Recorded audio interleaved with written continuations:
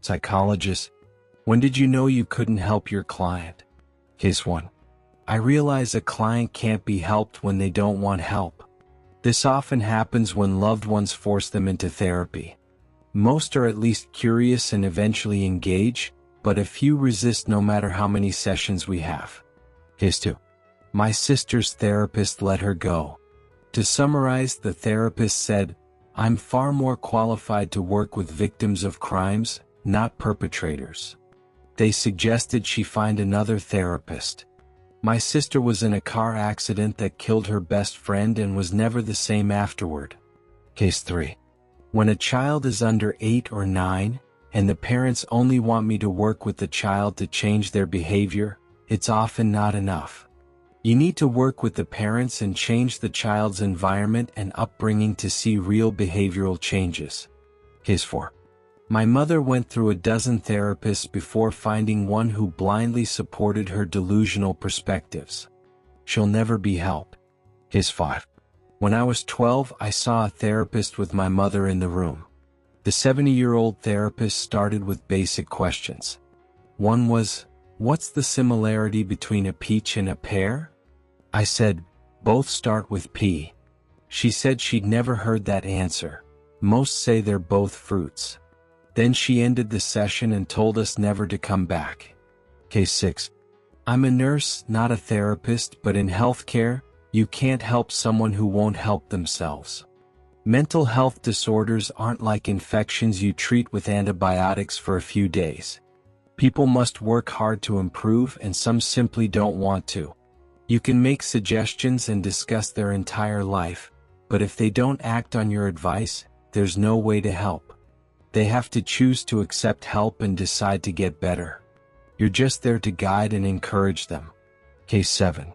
At a non-profit domestic violence counseling center, I learned it's rare for clients to change. Some do all the work, attend group sessions, make progress, and say they're ready to change. As a therapist, you trust and believe them, hoping they won't return.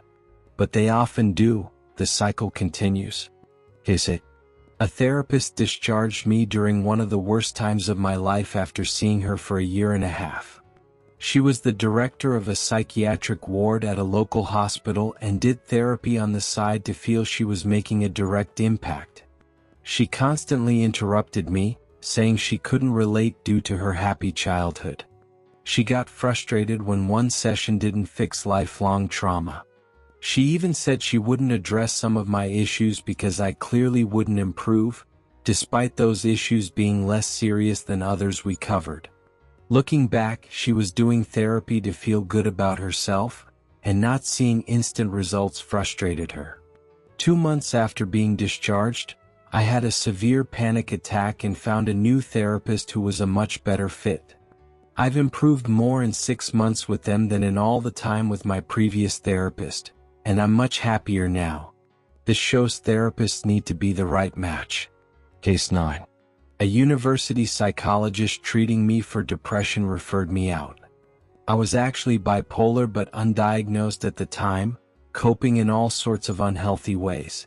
The university wasn't equipped for long-term care, so after a set number of sessions, they sent me to an external psychiatrist.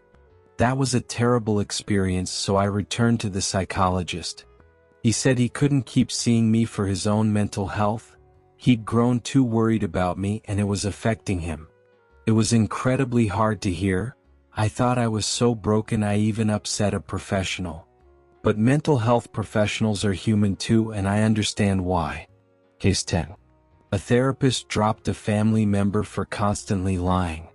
This highly toxic individual played the victim to their therapist, then encouraged the therapist to talk to their adult children, assuming the therapist would side with them and tell the kids how awful they'd been. Instead, the therapist got the truth from the children and sent a letter stating they could no longer meet with the family member, even urging them to seek inpatient treatment. Case 11. A few years ago, my now ex-wife and I started marriage counseling and individual therapy simultaneously. About 6 months in, the clinic terminated all 3 sessions within a week. The marriage counselor said we weren't meeting our goals, so continuing was pointless. My therapist claimed I was fine after starting depression medication, which wasn't true. My ex-wife said she decided on her own that she was fine, though she told me her therapist recommended continuing. I think the clinic owner realized our marriage was a complete mess and wanted nothing to do with either of us. Case 12. I had a client with an extreme case of antisocial personality disorder, highly agitated, aggressive, and abusing substances.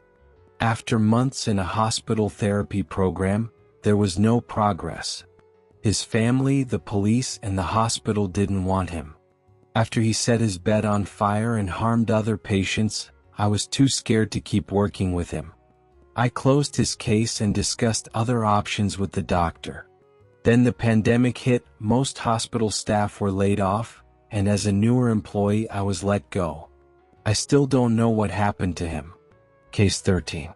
My brother was enrolled in much-needed therapy by our mom. After about a month, he came home furious one day, saying he'd never go back. Mom spoke to the therapist, who couldn't share details due to confidentiality. Essentially, the therapist spent the month listening and trying to get him to reflect deeply. When she finally offered an outside perspective that didn't align with his, he got extremely angry. He literally couldn't handle the truth. Case 14. My girlfriend, a person-centered therapist working with women, had a client complain about her last week.